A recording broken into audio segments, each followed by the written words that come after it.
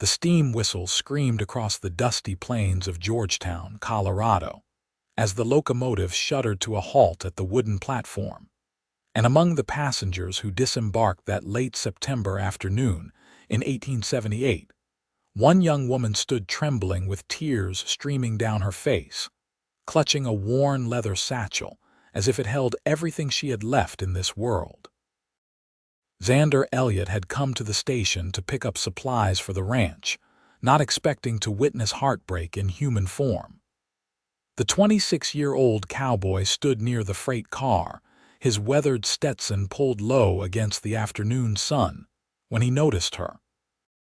She wore a simple blue traveling dress that had seen better days, and her auburn hair was coming loose from its pins after the long journey. What struck him most was not her beauty, though she was certainly pretty, but the absolute devastation written across her face as she stood on that platform, looking around as if searching for someone who was not there. Xander watched as the other passengers dispersed, greeting loved ones or heading toward the town's main street. The woman remained frozen in place, her shoulders beginning to shake with silent sobs. He looked away, thinking it was none of his business, but something in him would not allow him to simply ignore her distress. His mother had raised him better than that. He approached slowly, removing his hat as he drew near. "Miss, are you all right? Is there someone I can fetch for you?" She turned to him with eyes as green as spring grass, now red-rimmed from crying. I am supposed to meet someone. Mr. Thomas Garrett, do you know him?" Xander's jaw tightened. He knew Thomas Garrett, and he knew the man had left Georgetown 3 weeks ago, heading to California with a saloon girl and leaving behind a string of debts and broken promises. "Miss, I am afraid I have some difficult news for you." Her face paled, and fresh tears spilled down her cheeks.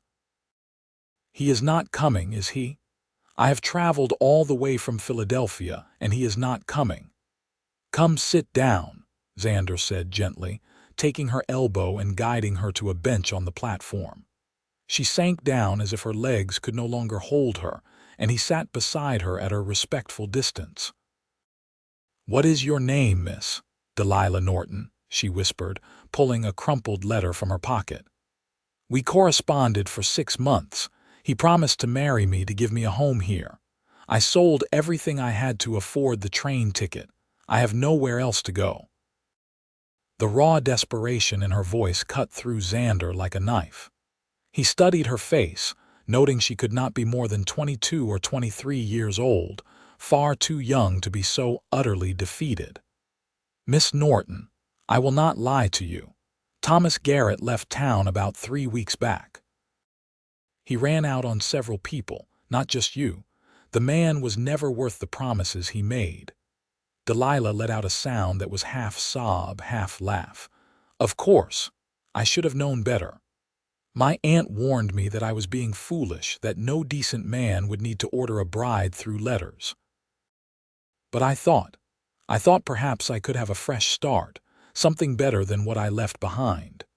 "What did you leave behind?" Xander asked quietly. She wiped at her tears with trembling fingers. "My parents died of fever 2 years ago.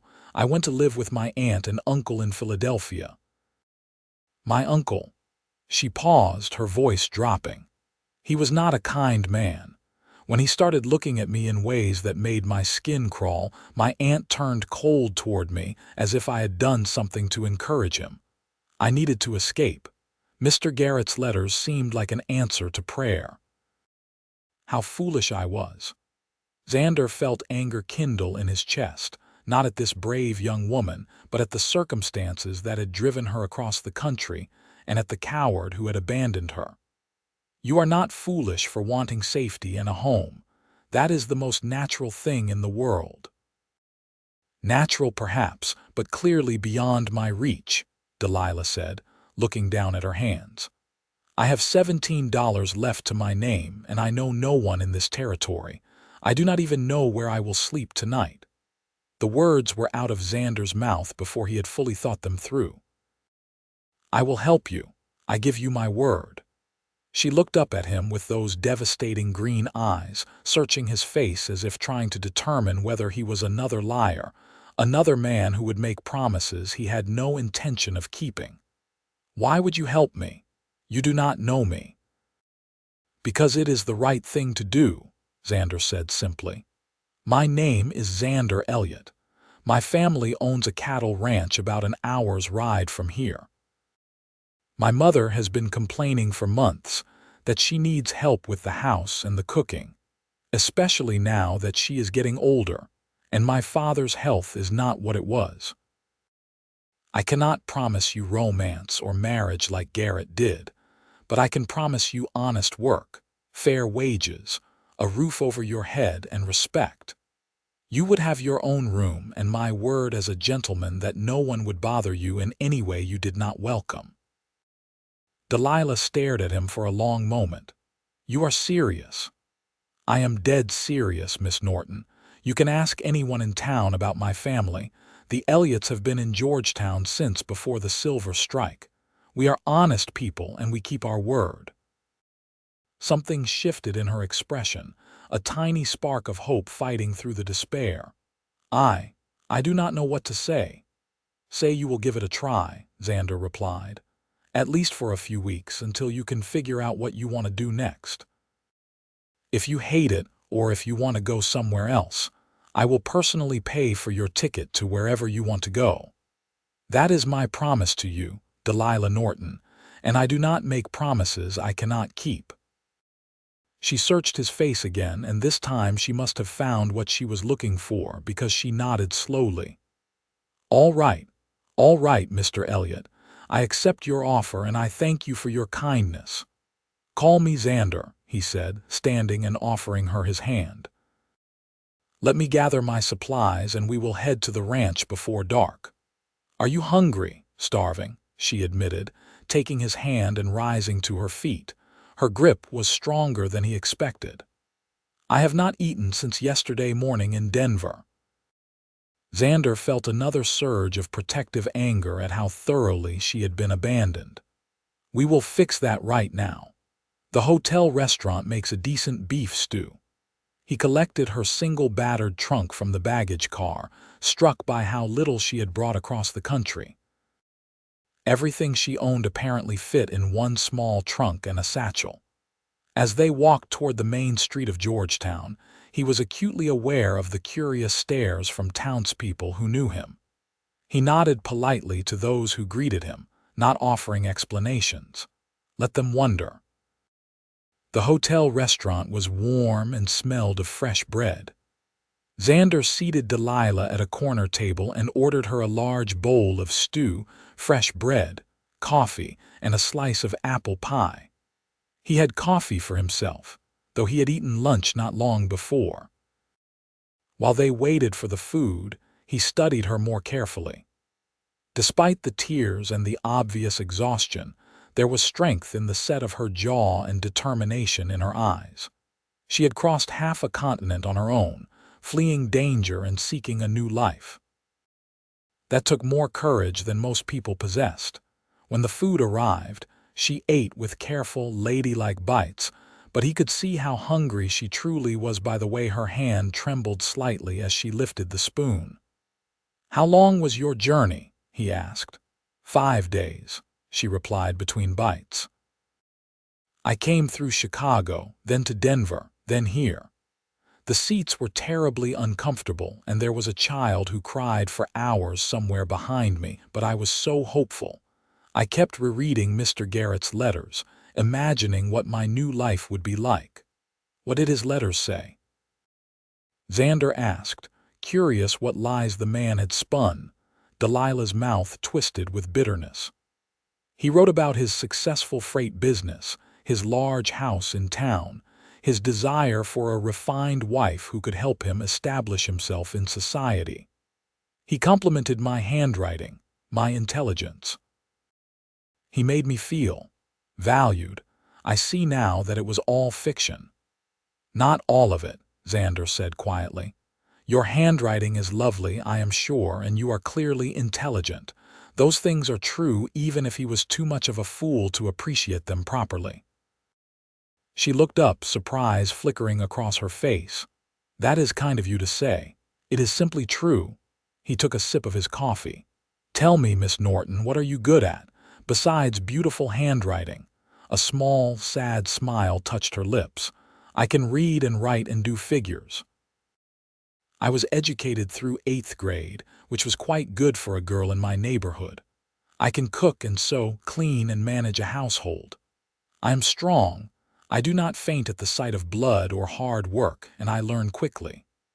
My mother taught me to garden, and I know herbs for medicine and cooking. That is more than most folks can claim, Xander said, impressed. My mother will be glad of your help. She has been trying to teach me to cook beyond the basics, but I am hopeless with anything more complicated than beans and cornbread. You live with your parents? Delilah asked. I do. My father had a bad fall from a horse last winter. Broke his hip badly, and it has not healed right. He cannot do the hard physical work anymore, so I handle the cattle and the heavy labor.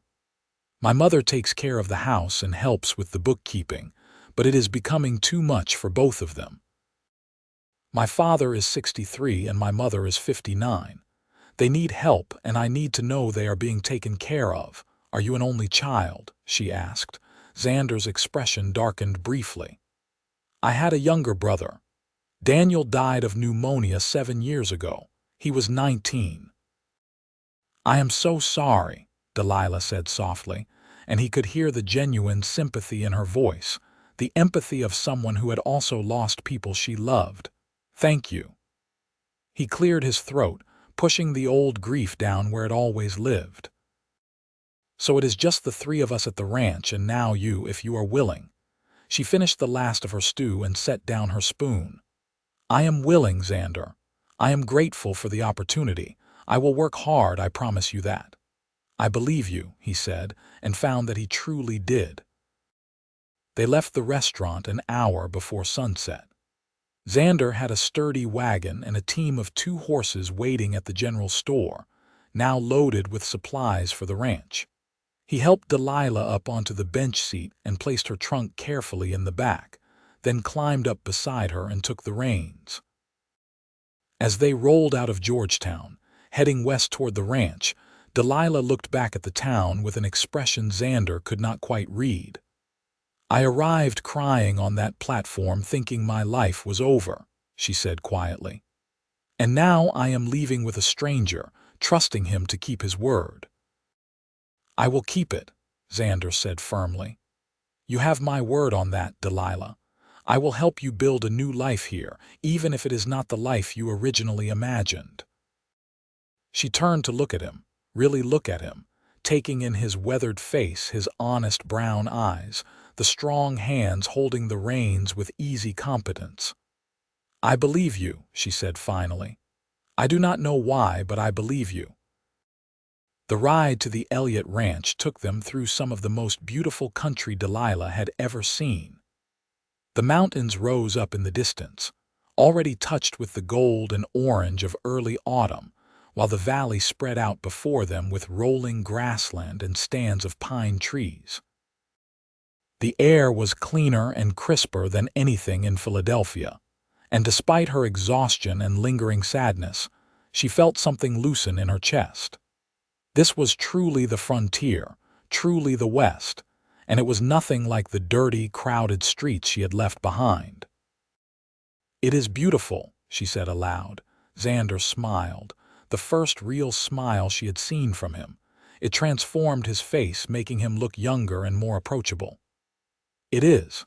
I traveled to Denver a few times, even went to St. Louis once for a cattle sale. Could not wait to get back here. This is home. How long has your family been here? She asked. We came in '62, right after the silver strike, he explained. My father was not interested in mining. He saw that the miners would need beef, so he brought cattle and established the ranch. We did well for ourselves, especially in those early boom years. Things have settled down now, but we have a good reputation and steady buyers for our stock. You must have been quite young when you came, Delilah calculated. I was 10. Daniel was 3. I still remember the journey, how enormous everything seemed. My mother cried when she first saw the ranch land because it was so remote, but she came to love it. She is a strong woman. You will like her. Will she mind that you brought home a stranger? Delilah asked, worry creeping into her voice. She will understand when I explain, Xander said confidently. My mother has a soft heart for people in trouble, and she knows we need the help. The ranch appeared as they crested a gentle rise, and Delilah caught her breath. It was larger than she had expected, with a sprawling log house, a big red barn, several outbuildings, and extensive corrals. Cattle dotted the fields beyond, and horses grazed in a nearby pasture. Smoke rose from the chimney of the main house, and as they drew closer, she could see flower boxes in the windows and a vegetable garden to one side. It looked like a home, like somewhere people built a life together. A woman emerged from the house as they pulled up, wiping her hands on her apron. She had steel-gray hair pulled back in a bun and the same honest eyes as her son. Xander, you are back late. I was starting to worry. Then she caught sight of Delilah and stopped, curiosity replacing concern on her weathered face. Xander jumped down from the wagon and reached up to help Delilah down. Mother, this is Miss Delilah Norton. She arrived on the train from Philadelphia today and she needs our help. Delilah, this is my mother, Xander Elliott. Clara's sharp eyes took in Delilah's red-rimmed eyes, her rumpled traveling dress, and the single trunk in the wagon. Understanding dawned on her face. You were meant to marry someone, were you not? And he was not there to meet you. Delilah nodded, fighting fresh tears. Thomas Garrett. That worthless snake, Clara said with feeling. I am sorry, child. Come inside, you look exhausted. Xander, bring her trunk. Your father is resting in the bedroom. The inside of the house was as warm and welcoming as the outside. The main room served as kitchen and living area combined, with a large stone fireplace, comfortable furniture, and colorful rag rugs on the wooden floor. Delilah could smell something wonderful cooking, and her stomach rumbled despite having eaten not long ago. Clara led her to a chair by the fire. Sit down before you fall down. Xander, get her some water. Now, Miss Norton, tell me what happened. Delilah explained the whole story while Xander brought her water and Clara listened with increasingly indignant expressions. When she finished, Clara reached over and patted her hand. You poor dear, what an awful thing to happen. But Xander did right by bringing you here. We can certainly use help around this place and you will be safe with us. I promise you that. Xander made me the same promise, Delilah said softly. Then you can count on it, Clara said firmly. The Elliots keep their word. Now, let me show you to your room so you can rest before supper. You must be dead on your feet. The room Clara led her to was small but cheerful, with a real bed covered in a quilt, a washstand with pitcher and basin, a chest of drawers, and a window overlooking the mountains. It was more than Delilah had dared hope for, and she turned to Clara with tears threatening again. Thank you. Thank you so much. I will work hard, I promise. I will earn my keep. I do not doubt it for a moment, Clara said kindly. Rest now. I will call you when supper is ready. Alone in the room, Delilah sank onto the bed and let herself cry properly for the first time since stepping off that train. She cried for her foolishness, for her lost dreams, for the fear she had felt standing alone on that platform.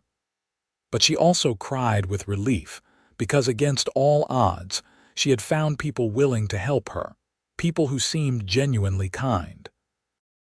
Xander had dried her tears and promised to help her, and somehow she believed he would keep that promise.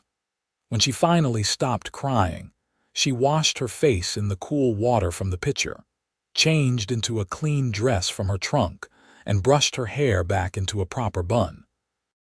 She looked at herself in the small mirror above the washstand and barely recognized the woman staring back. She had left Philadelphia as one person and arrived in Georgetown as someone entirely different. Now she would have to figure out who she was going to become. A soft knock on the door interrupted her thoughts.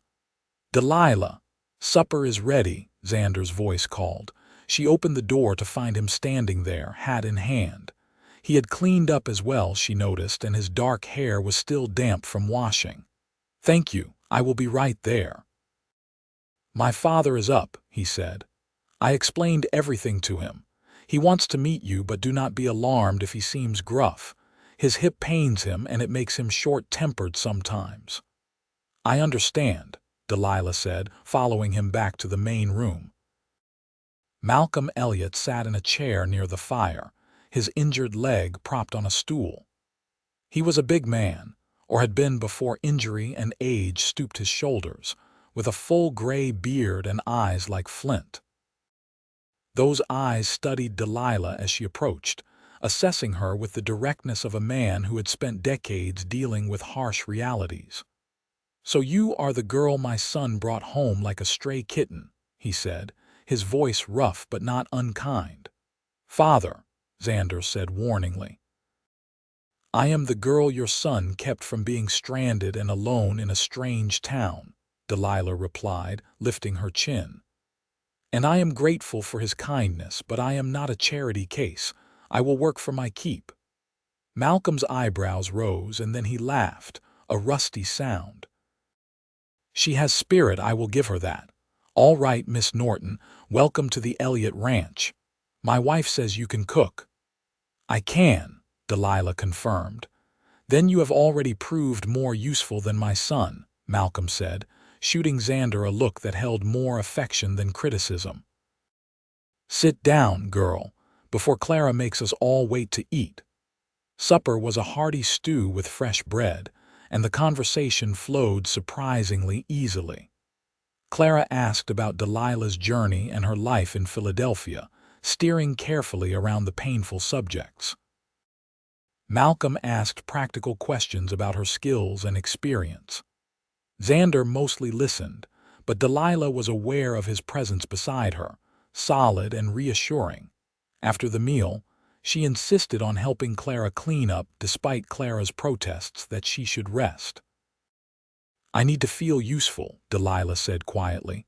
"Please let me help," Clara understood. "All right, dear, you wash, I will dry."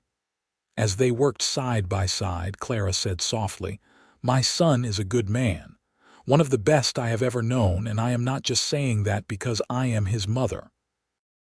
He works harder than any two men, he is honest to a fault, and he has been lonely since his brother died. He has not looked at a woman with interest in years." Delilah's hands stilled in the soapy water. "Mrs. Elliott, I am not here looking for a husband. I think I have learned my lesson about that." "I am not suggesting anything," Clara said gently. "I am just telling you that my son will keep his word to you, whatever happens. And if someday you decide you want more than just work and a room, well, you could do far worse than Xander Elliott. But that is something for the future if it happens at all. For now, just know that you are safe here." "Thank you," Delilah whispered. "You have no idea what that means to me." That first night, Delilah lay in her small room listening to the unfamiliar sounds of the ranch. Cattle lowing in the distance, the wind in the pines, the creak of the house settling. It was nothing like the city sound she had known all her life, but somehow it was peaceful. She thought about Xander, about the way he had approached her on that platform without hesitation, offering help without expectation of anything in return. She thought about his steady brown eyes and his quiet competence, the way his mother spoke of him with such pride and affection. She had come west expecting to marry one man, and had instead found herself living with a family of strangers who were treating her with more kindness than her own relatives had shown. Life was strange and unpredictable, but perhaps, just perhaps, it would turn out better than she had dared hope. The next morning, Delilah woke before dawn out of habit and found Clara already in the kitchen, stoking the fire in the big cook stove. "Good morning," Clara said, looking pleased. "You are an early riser." "I am used to it," Delilah said. "What can I do to help?" Clara put her to work immediately, and Delilah fell into the rhythm of it with relief.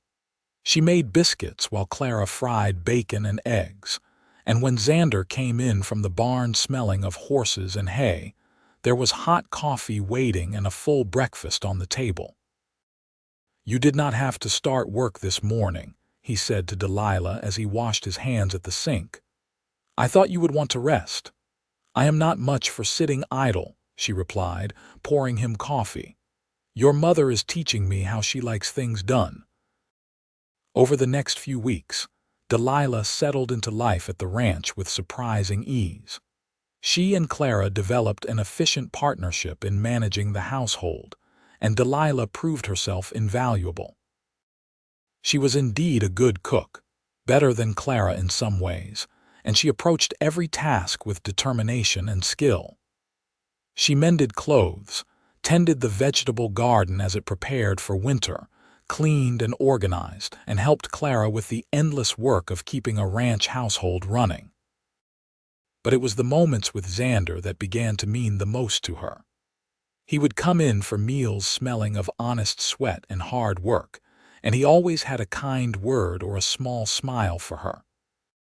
Sometimes she would bring him lunch in the fields, and he would sit with her for a few minutes, telling her about the cattle or the land or his plans for the ranch.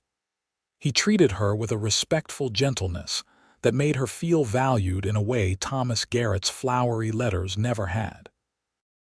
One evening about 3 weeks after her arrival, Delilah was in the barn gathering eggs from the chickens when Xander came in leading his horse. "Evening," he said, that slow smile spreading across his face when he saw her. "Evening," she replied, watching as he began unsaddling his mount with practiced efficiency. "How were the north pastures?" "Good. The cattle are settling in well for winter." He glanced at her. "How are you settling in, Delilah, really?" She set down her egg basket and considered the question seriously. "Better than I could have imagined. Your parents are wonderful and the work is hard but satisfying. I feel useful, needed. I have not felt that way in a long time." "We do need you," Xander said quietly, turning to face her fully. "But more than that, we enjoy having you here.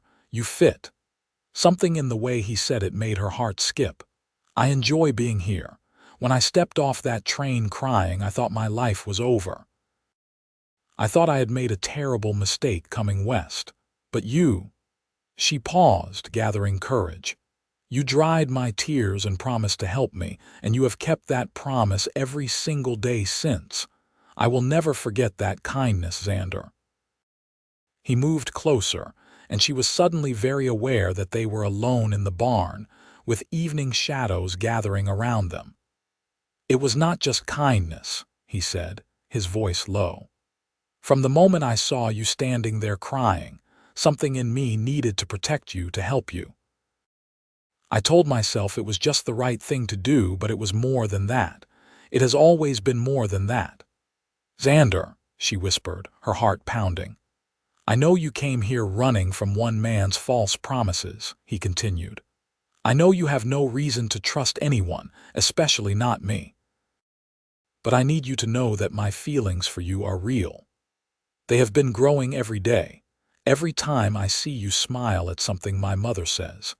Every time you bring me coffee exactly how I like it. Every time you prove how strong and capable and remarkable you are." Delilah found herself stepping closer to him. "I have been so afraid to feel anything.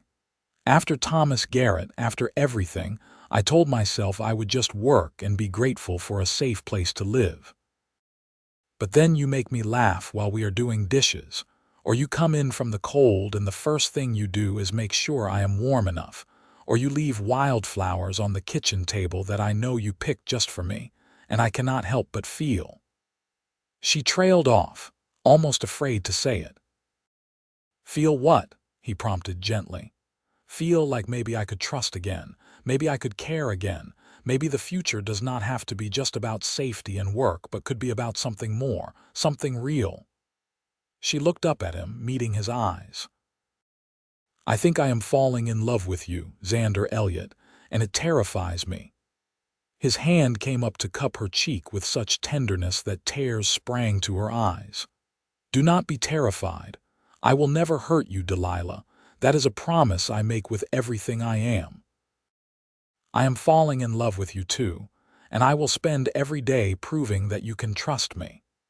When he kissed her, it was soft and sweet and nothing like the fumbling, demanding kisses she had endured from the few suitors she had known before.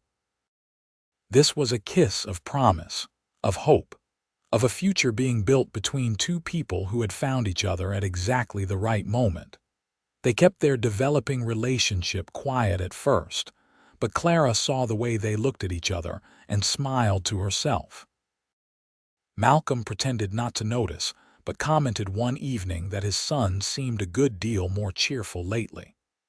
By the time the first snow fell in mid-November, it was understood by everyone that Xander and Delilah were courting properly, with marriage as the clear intention. Xander did things properly, just as Delilah had come to expect from him. He asked his father's blessing first, then brought Delilah out to the barn one evening where he had arranged lanterns and blankets to make a warm, private space. There, he knelt before her and offered her a ring that had belonged to his grandmother. "Delilah Norton, I know you came here expecting to marry someone else. I know you have had every reason to doubt men and their promises.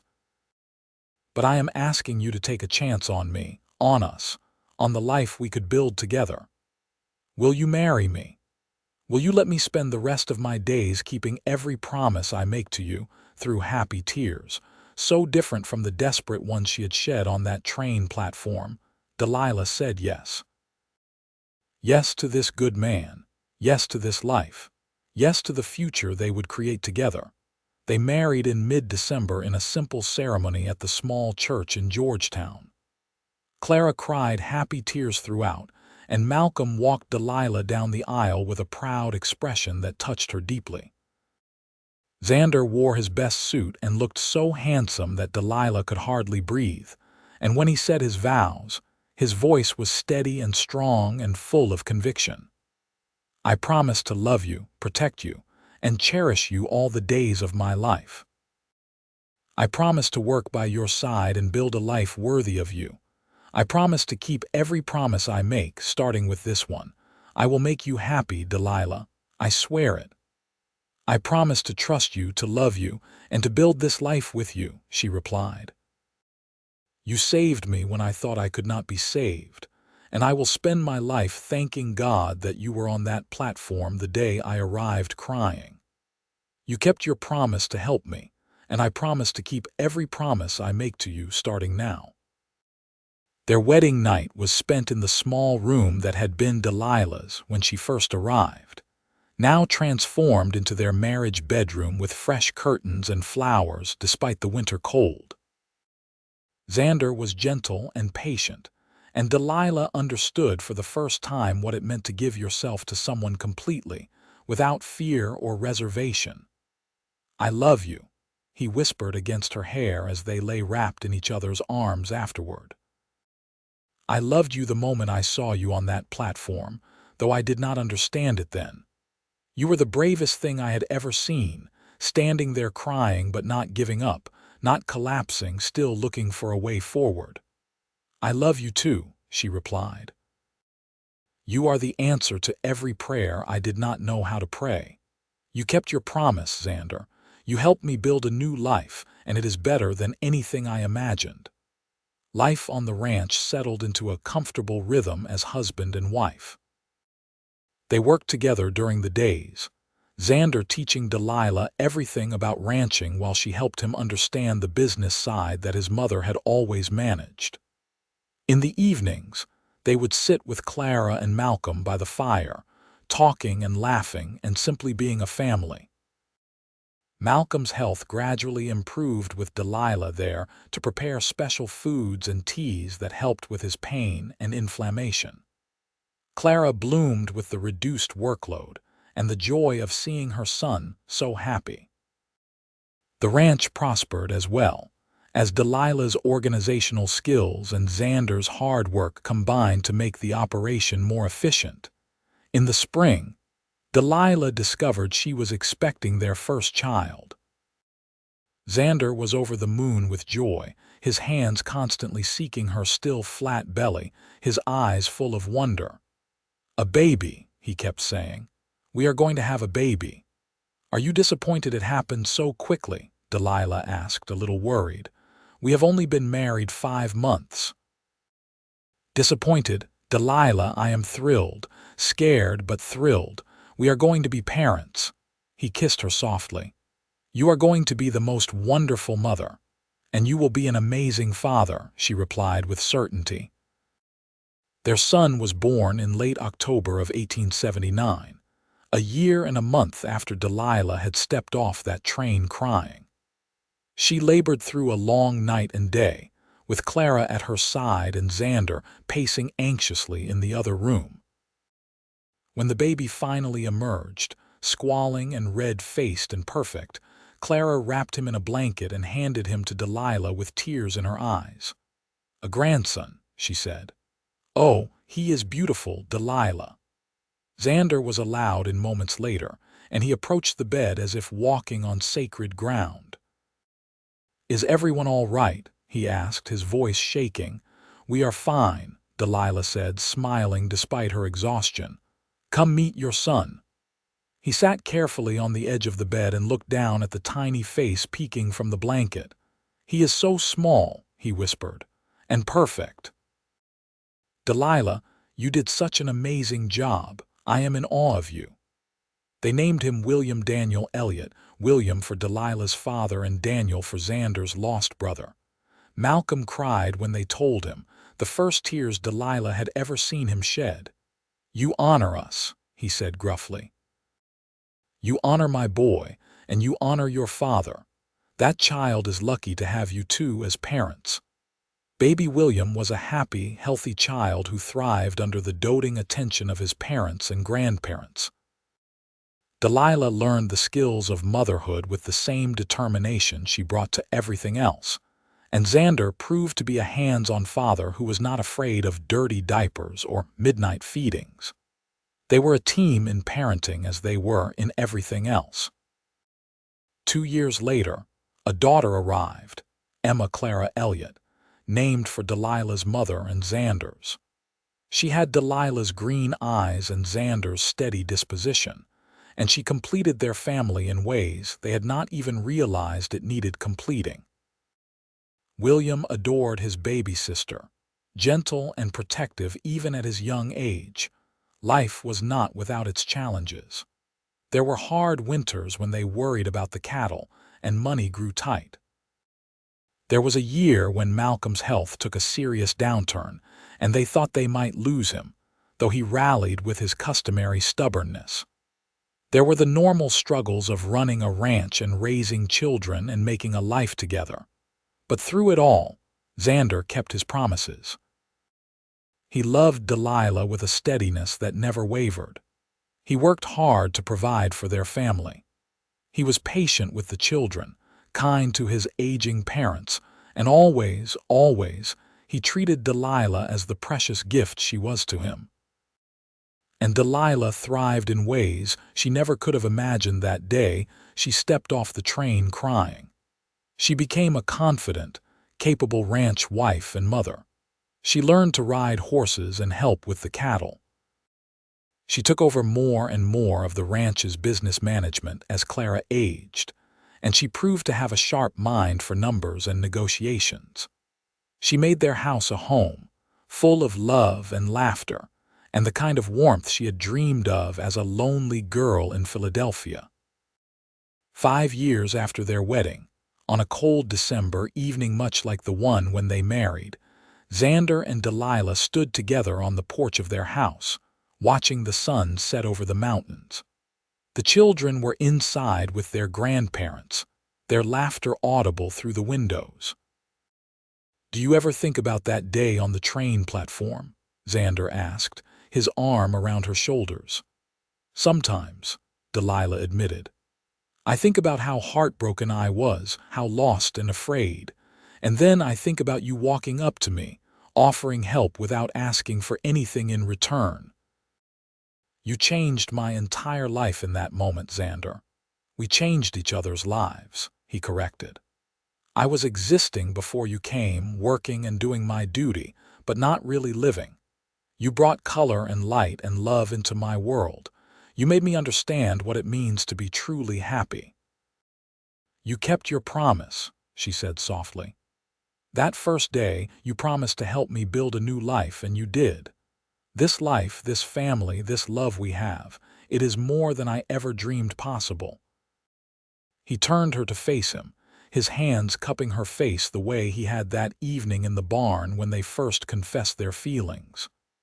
"And I will keep my promises every day for the rest of our lives. I love you, Delilah Elliott. I loved you when you stepped off that train crying. I loved you when I dried your tears, and I will love you until the day I die and beyond." "I love you too," she whispered. "My good, honest, wonderful cowboy who saved me in every way a person can be saved." Their kiss was interrupted by a small voice calling, "Mama, Papa, Grandpa says to come in for supper." They laughed and headed inside, hand in hand, to join their family. As Delilah crossed the threshold into the warm, bright house full of people she loved, she offered a silent prayer of gratitude. She had left Philadelphia seeking safety and a fresh start. She had found that and so much more. She had found love, real and true and lasting. She had found a partner who kept his word. She had found home. The years continued to pass with the inevitable march of time. William grew into a bright, hard-working boy who loved the ranch as much as his father did. Emma proved to be bold and spirited, keeping them all on their toes. A third child arrived when Delilah was 30, another son they named Malcolm Thomas, after his grandfather, and in honor of the fact that Thomas Garrett's abandonment had led Delilah to her true path. Malcolm Elliott Sr. passed away peacefully in his sleep in the winter of 1885, with Clara at his side and his family surrounding him. He died knowing his ranch would continue in capable hands, and that his son had found the kind of love he deserved. They buried him on a hill overlooking the valley he had loved, and Delilah held Xander as he grieved for the father who had taught him everything about being a man of honor. Clara lived another 8 years, long enough to see all 3 grandchildren grow strong and healthy, long enough to know that her son and daughter-in-law would be all right without her. She died in the spring of 1893, sitting in her favorite chair by the fire, and her last words were, "I am so glad you found each other." Xander and Delilah faced these losses together, supporting each other through grief as they had through everything else. The ranch became fully theirs, and they managed it with wisdom and care, building on Malcolm's foundation and creating something even better for their children. As the years turned and the new century approached, Xander and Delilah would sometimes sit on their porch in the evenings, watching the sunset and talking about their lives. Their children were growing up, starting to make their own paths in the world. William was talking about going to agricultural college, wanting to learn new ranching techniques. Emma had shown an interest in medicine after helping Delilah nurse neighbors through various illnesses. Young Malcolm was still deciding his path, but he had time. "We have built a good life," Xander said one evening in 1899, silver threading through his dark hair now, lines around his eyes from years of squinting into the sun. At 47, he was still strong and capable, still the steady, reliable man he had always been. "We have," Delilah agreed, her auburn hair also touched with gray. her face showing the character that came from years of hard work and deep love. At 44, she was more beautiful to Xander than she had been at 23, and he told her so regularly. "Do you remember what you said to me that first day on the platform?" "I said a lot of things," Xander replied with a smile. "Which part?" "You said you would help me. You gave me your word." She turned to look at him, eyes still that stunning green. "You have kept that promise every single day for 21 years, Xander Elliott. You helped me build a life beyond anything I could have imagined." "And you kept your promise too," he reminded her. "You trusted me when you had every reason not to. You built this life with me, side by side. We did it together, Delilah. Everything we have, we built together." That night, lying in bed with his arms around her as he had done thousands of times before, Xander thought about the woman who had stepped off that train crying, lost and alone and heartbroken.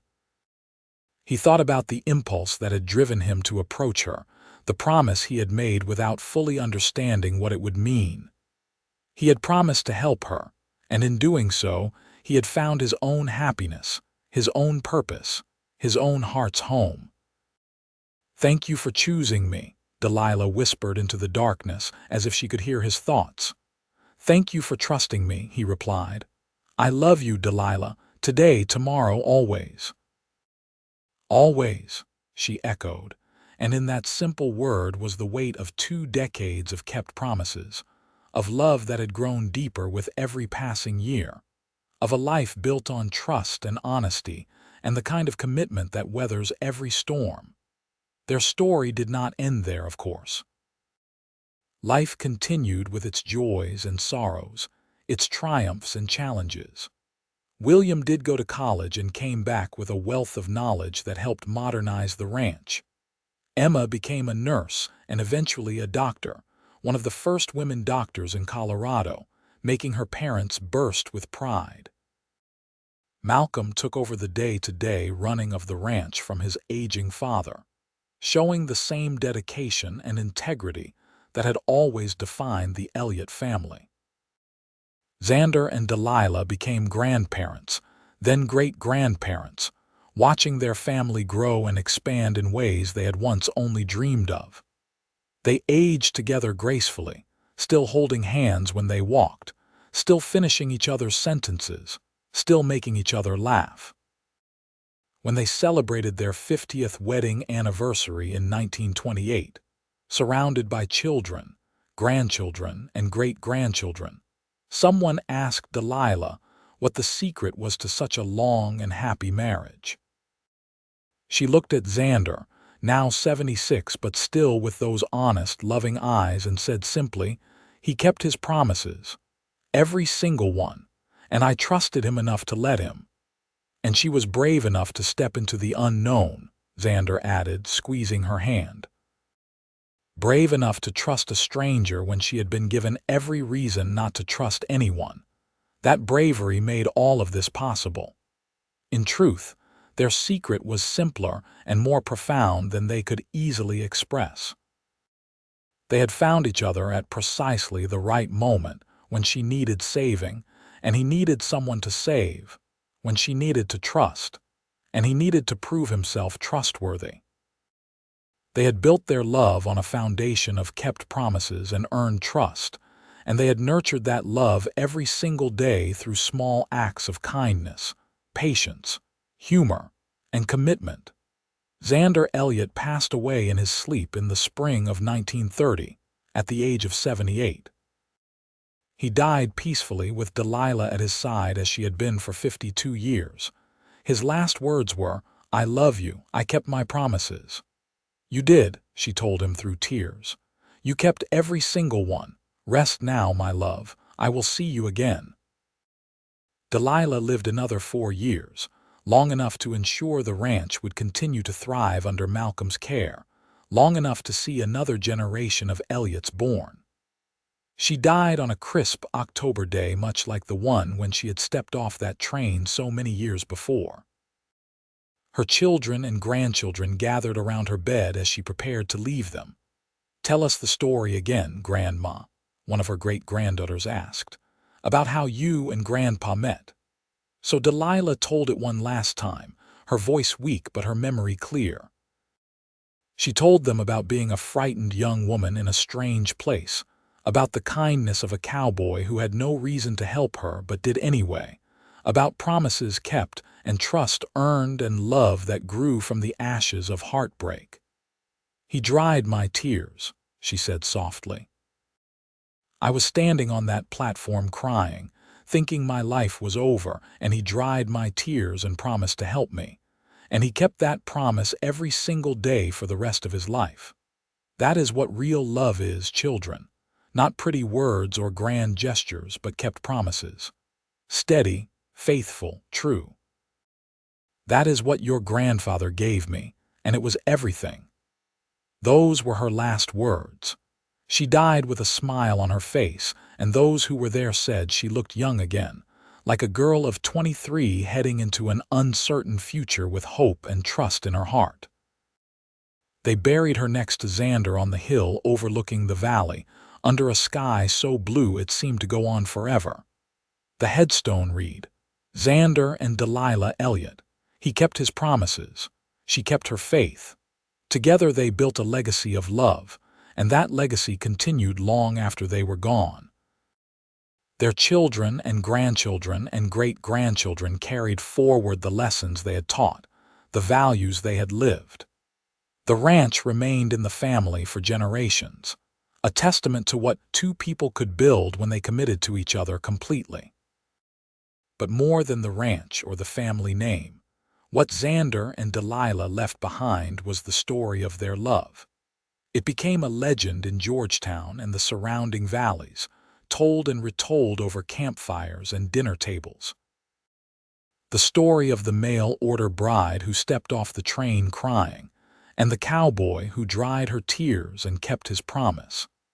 The story of how the worst day of her life became the beginning of the best life she could have imagined. The story of how a simple act of kindness blossomed into a love that lasted a lifetime and beyond. People would point out the place where the old train platform had stood, long since replaced by newer structures. They would tell visitors about the Elliott Ranch and the couple who had built it into something special. They would talk about promises kept and trust earned, about love that grew from adversity, about two souls finding each other exactly when they needed to. And somewhere beyond the veil of this world, in whatever place souls go when they leave their earthly bodies behind, Xander and Delilah were together again. He held her hand as they looked back at the life they had created, at the family they had raised, at the love they had built and nurtured and passed on to future generations. "We did good," he said. "We did," she agreed. "You kept your promises." "Every single one," he confirmed. "And I would do it all again, Delilah. 1,000 times over I would choose you." "And I would choose you," she replied. "Always." Their story ended as all stories must, but the love they had shared continued on in the hearts and lives of everyone they had touched. It lived in the values they had instilled in their children, in the ranch they had built together, in the community they had served, in the example they had set of what real, lasting, committed love looked like. It lived in the quiet moments when someone chose kindness over indifference, when someone kept a promise even when it was hard, when someone decided to trust again after being hurt, when someone saw another person in need and decided to help. The story of Xander and Delilah Elliott became more than just a tale of two people falling in love. It became a reminder that even in our darkest moments, when we feel most alone and most afraid, there can be unexpected kindness. That sometimes the person we need most walks into our lives exactly when we have given up hope. That promises kept and trust earned are the foundation of any lasting love. That happy endings are not just the stuff of fairy tales, but can be built by ordinary people making extraordinary commitments to each other. On the hill where they were buried, wildflowers grew every spring, bright and beautiful against the green grass. Local folks said the wildflowers grew there because Xander used to pick them for Delilah, and even in death, he was still keeping his promise to make her smile. Whether that was true or just a romantic notion, no one could say for certain. But it was a lovely thought, and it kept their story alive for another generation. And perhaps that is the real gift of Xander and Delilah Elliott. Not just the family they created or the ranch they built, but the story they gave to the world. A story that reminds us all that love is possible even after heartbreak, that trust can be rebuilt even after betrayal, that sometimes the worst moments in our lives are actually the doorways to the best things that will ever happen to us. All because one cowboy saw a woman crying on a train platform and decided to help. All because he made a promise and kept it. All because she was brave enough to trust one more time. And from that single moment of kindness, a lifetime of love was born, and a legacy that would endure for generations was created. The sun continued to rise and set over the Colorado mountains. The seasons turned, life went on. But in Georgetown and the valleys beyond, people still told the story. They told it to their children and their children's children. They told it to remind themselves and others that good people exist in the world, that promises still mean something, that love can triumph over fear and doubt and heartbreak. They told the story of the mail-order bride who stepped off the train crying, and the cowboy who dried her tears and kept his promise. And in the telling, they kept Xander and Delilah's love alive forever.